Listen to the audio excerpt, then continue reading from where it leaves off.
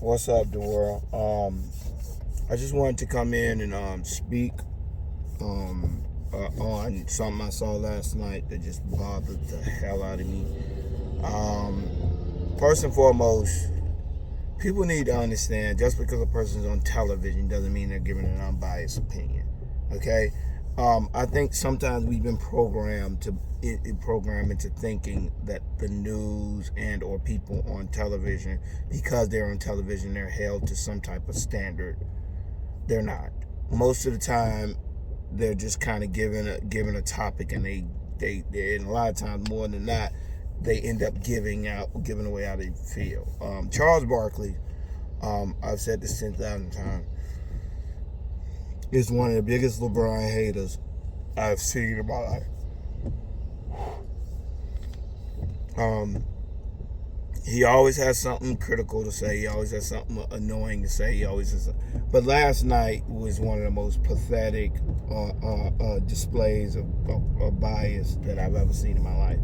It's like, bruh spent 30 minutes, okay, halftime. The man seemed like he wanted to jump up and clip his heels because the Lakers was down by like 12 at halftime. I mean,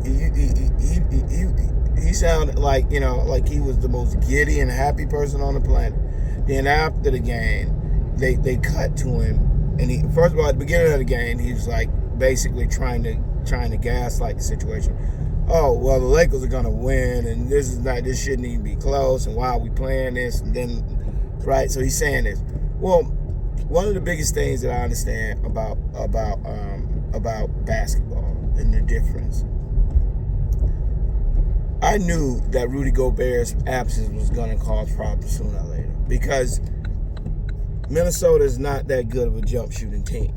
So I knew, that eventually they were going to fall back down to earth. It doesn't matter how good they are. When you got a team like the Lakers who can get inside and punish you inside over and over and over again, and then LeBron's three-pointers falling, you got a hard time trying to stop them. You know what I mean? Because he's going to penetrate and kick, and if he doesn't penetrate and kick, he's going to, and he's hitting shots. He doesn't have to penetrate. He can just shoot. And LeBron's shot has been on over the last couple games, and he is just knocking it down. And if you go up under a screen, bang. If you don't go up under the screen, he rolls by you, and then you got to foul. Most of the time with LeBron, you either got to foul him or let him score. And 9 out of 10 times they choose to foul him, he ends up with an and one. So it's like, it's only a matter of time before they ended up in trouble, in foul trouble, this, that, and the third, because it's like they just didn't have. Rudy Gobert would have helped them. How much would he have helped them? I don't know. But I know when it got towards the end, they could have pitched it into him in the post where Anthony Davis and LeBron were dealing with foul trouble. You know what I mean? But getting to the bias. When you see on Twitter these Minnesota Timberwolves fans, this just blows my mind. They said, oh, the Lakers came back because Adam Silver and the refs. And anybody who watched that game, anybody with common sense who watched that game knows the refs were not on the Lakers side. LeBron was in foul trouble. Anthony Davis was in foul trouble. And almost every call went the Timberwolves' way. So to end that game and say, whoop, they clearly wanted the Lakers win. Well, they didn't call a foul on the Lakers. The whole thing happened. Why would they call a foul on the Lakers? The Timberwolves were shooting the entire half. They were shooting.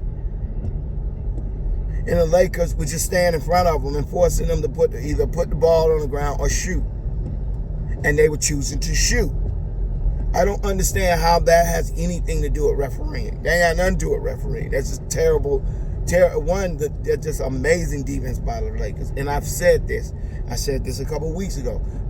If you don't watch the Lakers, people don't understand how good defensively they act when they lock in, how good defensively they can be. I see this over and over again. I said this 2 weeks ago. I said, when it's crazy to watch them when they get on. Anytime they feel like it, they can just click and clamp down, and you can't make a shot. Not only can you make a shot, you have no open shot. Like I said before, they're big, they're long, they're athletic, and they get to the man.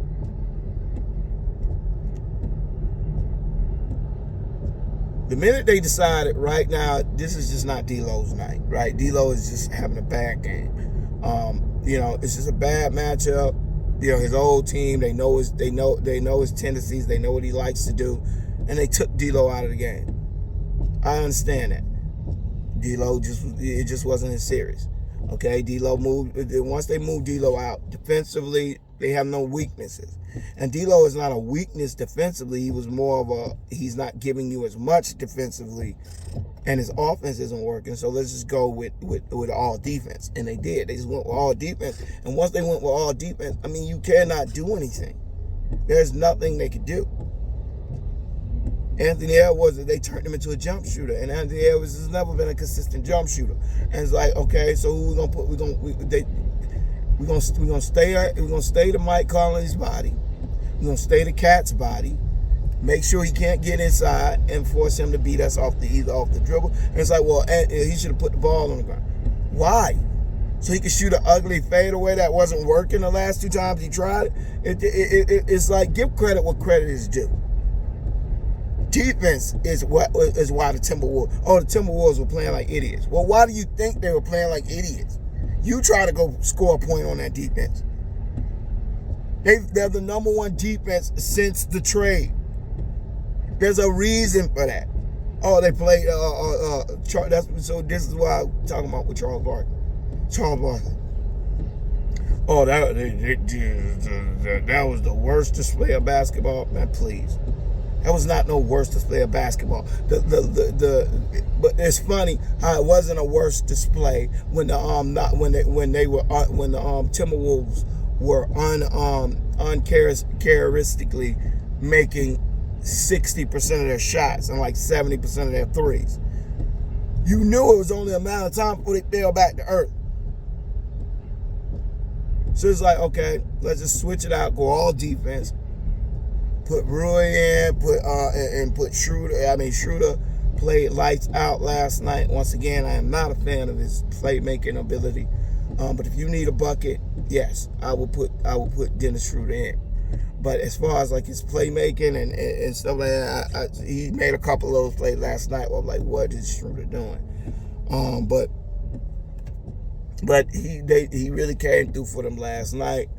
But as far as the game goes, it was the Lakers defense. It was the Lakers defense that changed the tide of the game. It wasn't bad play by the Minnesota Timberwolves. It was great play by the Lakers defense. And I don't understand why, and this is what I said when I talk about there being a mad matchup with the Memphis Grizzlies. The Lakers don't have consistent shooting. Okay, their shooting comes and goes. D'Lo was the only consistent shooter they really had, and he kind of showed last night that he can even have a really bad off night. And they need those plays. They need to contribute. They need to be able to have 3-point shooting. Yesterday they needed the defense. They just did. The Timberwolves were playing a small ball game where they ended up where they were essentially just moving and cutting.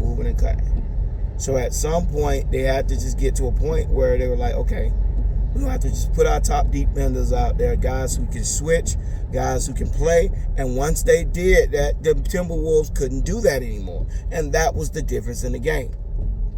Now, when they play the Memphis Grizzlies, would it be a better matchup in that regard? Yes. The Memphis Grizzlies are not a more of an ISO team. They more rely on Ja Morant penetrating and kicking, and they rely more on rebounding and getting the ball back. That's not a great thing for the Lakers because the Lakers struggle at those things as well. So it all comes down to really just who's having a better night shooting. That's what it's going to come down to. If the Lakers have a better night shooting, then the Lakers will win. That's just plain and simple because then they won't need to penetrate. But if they need to get to the rim, when they shot not falling, the Lakers are forced to try to get to the rim, that's when they have their biggest problems. That's why they got killed against Karl Anthony Towns yesterday. Anthony Davis is great, but when you put 3 people on him, I'm sorry, he's not gonna be able to do nothing. And that's one of the things. But if the Lakers shoot, force the Memphis Grizzlies to have to come out and guard people. Then the Lakers can feast getting to the rim and on putback. But it's going to be about the transition game and 3-point shooting. That's how the Lakers going to beat Memphis. Transition, points, and shooting. Defensively, the Lakers are solid. They just got to play. But offensively, that's what it's going to rely on.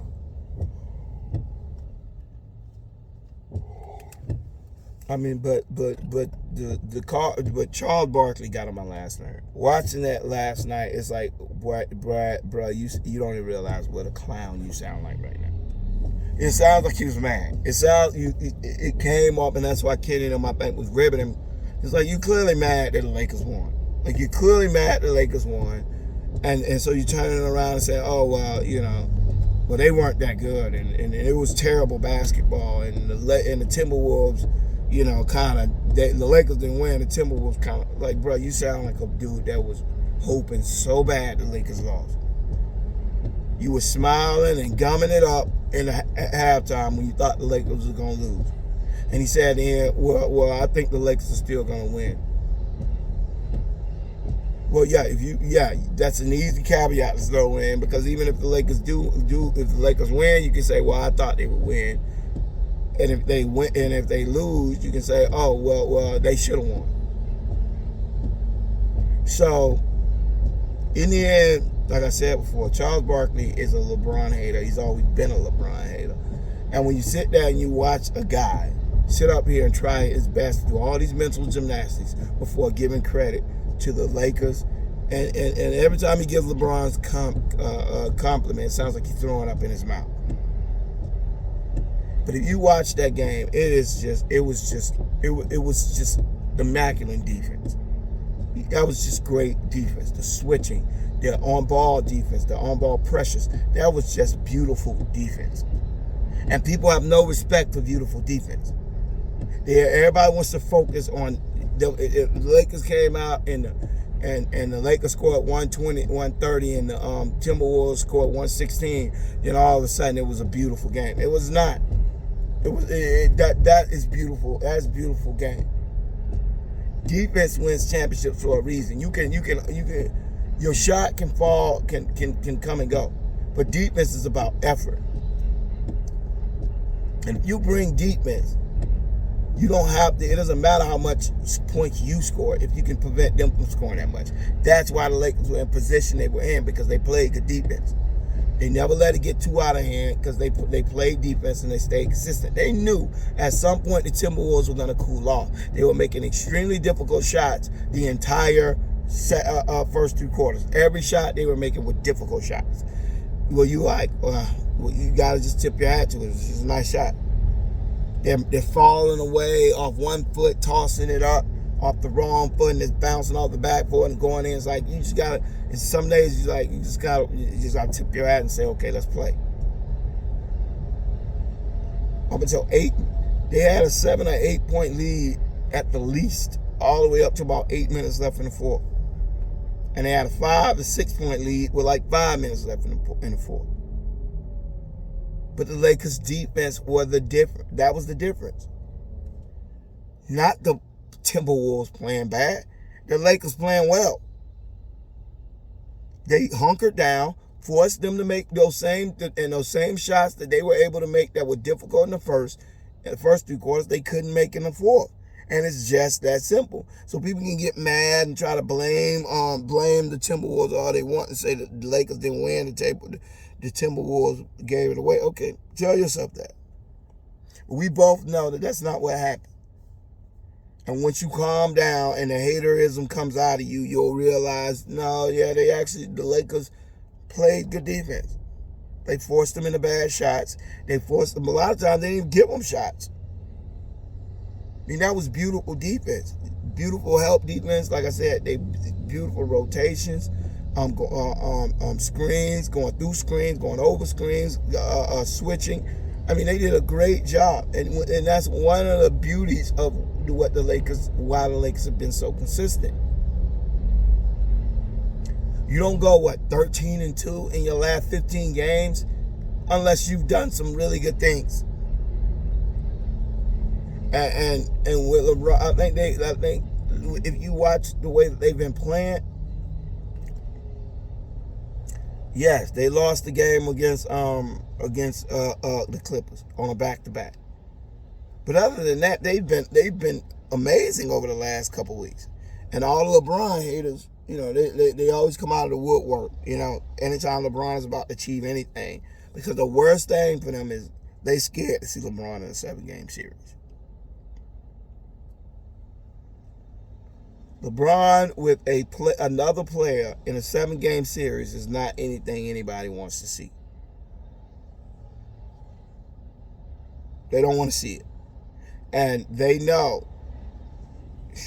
with that defense and the way that LeBron's been playing, it's very conceivable that they could because if they beat the Memphis Grizzlies, they more than likely will have either the Denver Nuggets or the Sacramento Kings or the Warriors. And none of those are great matchups against the Lakers. So if the Lakers beat the Memphis Grizzlies, if they win this series, then there's a very good chance that they make it to the Western Conference Finals. Because their next one is going to be against teams that I don't think are as equipped to compete with them as the whatchamacallit song.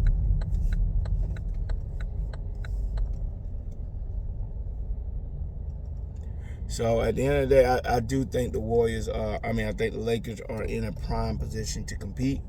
I think they will compete against the Grizzlies, but like I said, the Grizzlies are no cakewalk, and they do everything that the Lakers do well. They do well, So it'll be a good matchup. But in my opinion, the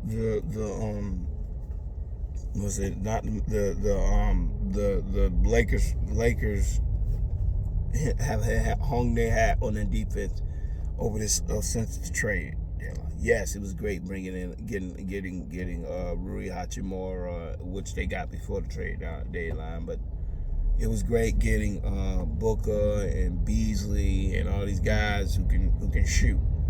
They weren't going to help you tonight because you didn't need shooting tonight. You needed defense, and that's one of the things the Lakers can do.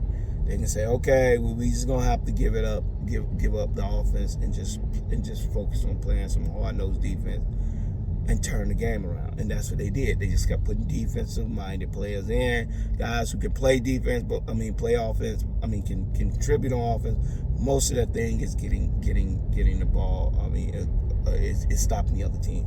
And they focused on that and said, LeBron, AD, Schroeder, y'all just carry us home. And really Austin Reeves didn't have a great game last night either. But it was mostly because the Lakers just grinded and played defense. It was a grind out game, and sometimes you're gonna need to have games like that where you're gonna have to just be like, look, this is one game. It's not like we had a long time to prepare for it. We had one game, and it's essentially a regular season game that has way more value, and we're playing in 2 days. It's not like we got time to prepare, a lot of time to prepare for this game, and they won. And that's all you can ask for. It went into overtime, and they grinded out and got it. Now, should they have gone in overtime? No. Everybody get mad at Anthony Davis, but I don't even think that was on Anthony Davis. You can clearly see Mike Conley jumps into Anthony Davis. That is not a normal shooting motion. He shot the three and then jumped into he went forward. He was going forward. So I don't think that should have been a 3-point play. I think that it's clear that Mike Conley jumped forward. He jumped into AD, and that's supposed to be an off. If you do that, that's supposed to be an offensive foul, not a defensive foul. So I think Anthony Davis did give him space to land. He jumped, but he jumped forward to try to get the contact. You can tell he was more focused on trying to get the foul than he was on making the shot. The shot hit the backboard. He wasn't even aiming it. He was just trying to make sure that once he made sure once people shot that he was just jumping into it to try to draw the foul. And he got the foul because that same number 39 referee was calling suspect calls all night. That play on LeBron was just the worst. And I guarantee you, if you look that guy up, he's some type of conservative, some type of guy, a former police officer / conservative guy. Guarantee you. I don't think that half of the stuff they do to LeBron is unbiased. I think that half of the referees do that shit on purpose because they want to call that on anybody else. How you call a foul on a 50-50 ball? That's just that's ridiculous. Like, what LeBron's supposed to do? Move out of the way and let him take the ball? LeBron has right of way, and just like he does. If LeBron sees the ball and he dives the ball, LeBron doesn't see him. LeBron's diving for the ball. That's a part of the game. I don't see how you see that and say LeBron fouled him. But like I said, 39 was giving suspect calls all night. I don't know what his problem was, but he almost blew that game for the Lakers. Every time the Lakers climbed into it, that idiot called some phantom call in which the Timberwolves got the ball for nothing. He was the one that called the foul, the goaltend on Vanderbilt. He was the one who called that stupid travel on Anthony Davis. He was the one that called the foul on LeBron. He was the one that called the 3-point play at the end of the game. 39 was killing them last night. I don't know who he is, but that referee is a piece of crap. And you could tell he either was mad at the fans for being on him all game. So he was trying to kind of do that. But to me, I feel like if you're gonna be playing that, I mean, those are 5 critical calls that he messed up, in which he essentially punished the Lakers because he was mad about something that fans were doing. I mean, that was a ridiculous situation. I mean, this dude was just calling random phantom calls. It's like, bro, what do you see this? Goaltending, you watch the things like, what the hell was that dude looking at? Oh, he called. They had to go. He was the one that called the one where they used that one challenge.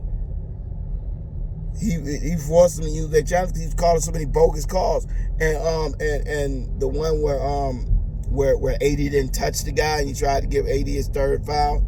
AD didn't touch the guy, and then Vanderbilt came over and blocked him at the end. He called a foul on that play. Same guy.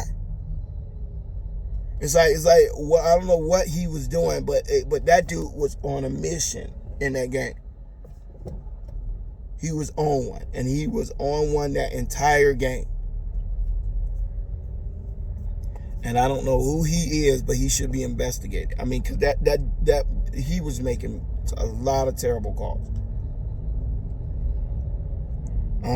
But the regard. Funniest thing is that's why I laughed about the whole Adam Silver stepped in to make sure the Lakers win. Well, he did a shitty job because every call seemed to go. I mean, even on the play where Vanderbilt blocked it, that was ridiculous.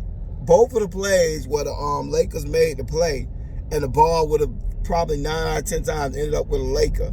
They did jump balls. So they essentially blocked the ball where D'Lo was in position where he actually got fouled on the rebound. He never got a chance to get the rebound, and then they ended up doing a 50-50 ball. So if they were cheating for the Lakers, they did a terrible job. Terrible job. And The Lakers called back from down 15. So why you would criticize them and say that they didn't play a good game is ridiculous. The Lakers did play a good game. They didn't play, good second half. The Minnesota Timberwolves, the whole time the people kept saying, the Timberwolves are shooting ridiculous right now.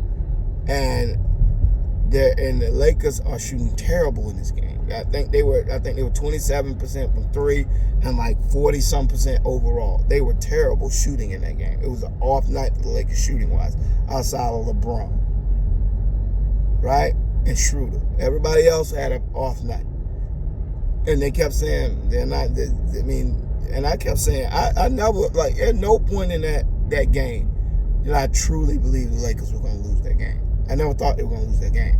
I was like, they'll turn it on because these shots the Timberwolves are making, they won't keep making those shots. They're difficult shots. And if you think 9 out of 10 times those shots are going to go in, you're wrong. Majority of the time you're going to miss those shots. And they kept trying to shoot those same floaters and contested shots. Most of their threes was wide open. But once they clamped down the three and made them and forced them to take it and challenge Anthony Davis, they couldn't. They kept coming in, letting the ball go, And if they didn't let the ball go, Vanderbilt or LeBron or AD just blocked it. So they really had nothing they could really do outside of just chunk up bad shots. And it's only a matter of time. It's like, well, Cat, you got to drop your shoulder and just go into the paint. Well, that's easier said than done. He tried to do that, and the two times he did, he got called for offensive fouls back to back because he kept going straight through people's chests because they're in guarding position. It don't matter how good you are, you're not gonna be able to run through somebody to get to the rim. It's just not gonna happen. So if you watch that game, I was thoroughly impressed by the Lakers. Defense. And I don't think any NBA team player watching that game who isn't Charles Barkley, the hater of LeBron James, watched that game, left that game thinking, I can't wait to play the Lakers. He literally said in a broadcast after the game, well, the Memphis Grizzlies got to be happy about you think they're happy about playing the number one defense in the league right now? With LeBron James coming back to form every game and Anthony Davis been in form, all they need is one more player to come along with them every night. And that could be Schroeder, that can be Austin Reeves, that can be D'Lo, that can be Malik Beasley, that can be Rui Hachimura. All they need is contributions, small contributions from 5 or 6 guys that it's real hard to think that all of them going to be off on any given night. There's going to be games that Malik Beasley is not on. But it's hard to believe it's going to be a game where all 5 of them are off. And that just doesn't happen. And if you watch that game, Rui had it going and Schroeder had it going. And LeBron had it going. But LeBron and AD are going to give you at least 25. LeBron probably 7-8 assists, 6 rebounds, and 6 or 7 rebounds. And Anthony Davis is going to give you about 25 points at least, and about 12 to 15 rebounds, and another 3 or 4 assists. So when you watch that game, but I will say this about AD. AD has got to get better passing out of double teams. He's not good at it. Too often AD is in the paint with 2 people on him with a shooter wide open. He gotta get better at finding the shooters. He gotta get better at kicking that ball because AD just not good. That's not his forte. He's not the, and that's odd seeing as he played point guard in high school that he is not better at seeing the open man. He's not great at that. But that aside, I really like the way the Lakers played. And I feel like the criticism Charles Barkley is leveling is what you expect from Charles Barkley.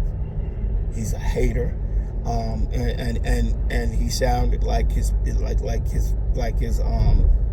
The team he didn't want to win won. And it was sour grapes. It sounded like sour grapes. And you juxtapose that to how he acted when they were losing. You can clearly see he was rooting against them. And now it's like one of those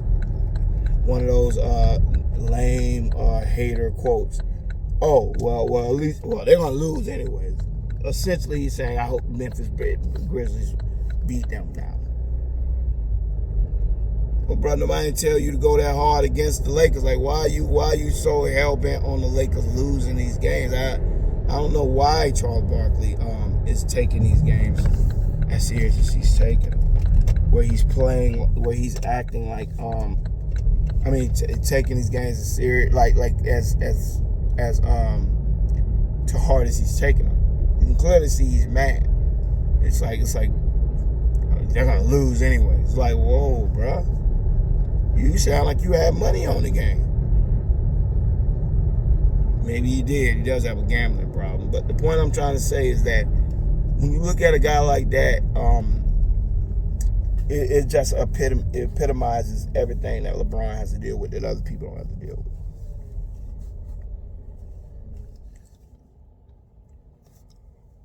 A lot of people hate LeBron simply because of either his speaking up for black issues, and because he tends to align himself with left-wing people. That is the reason why people hate LeBron. That is the reason why people, a lot of these guys are hoping for LeBron to fail. A lot of these referees are hoping for LeBron to fail. It's because they want to see they don't like LeBron, and it's just that simple. It's no rocket science to it. Same thing with Charles Barkley. He's going out his way with LeBron, this, that, and third. Man, ain't nobody buying that. You sound like you're throwing up in your mouth, bro. Like, you don't sound like you want them to win that game. And you sound like you mad they did win it. And now you hope, and now you wish you're like, Memphis has got to be happy. And I don't think Memphis is happy at all to have to play the Lakers. I think they're probably pretty annoyed. And I guarantee you they were hoping the Minnesota Timberwolves won that game over the Lakers. Guarantee you that. Ain't nobody want to care more about seeing Anthony Edwards and Karl Anthony Towns over LeBron James and Anthony Davis. There's nobody who's more excited to see that than Cat and Anthony Edwards. It's like, stop it. No, hell no. The Memphis Grizzlies are not happy to see LeBron them over.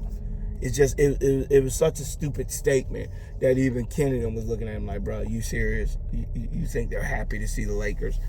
Yeah, because the Lakers is inconsistent since the beginning of the year. You idiot! You realize this is a completely different team than the team that was there at the beginning of the year. So why would there inconsistency at the beginning of the year? That's why they had to make the trade. And since they made the trade, they have been far from inconsistent. They've been very consistent. He's just a hater, and that's why I think LeBron took those shots at him that he did, because you can tell when someone is truly giving their opinion and someone is hoping for you to fail. And to me, it feels like with the Lakers, they're hoping for him to fail. And I don't like that. But anyways, please comment. Let me know what y'all think. Let me know and thumbs it up if you like it. And if you're not subscribed, please subscribe. All right, y'all. Peace.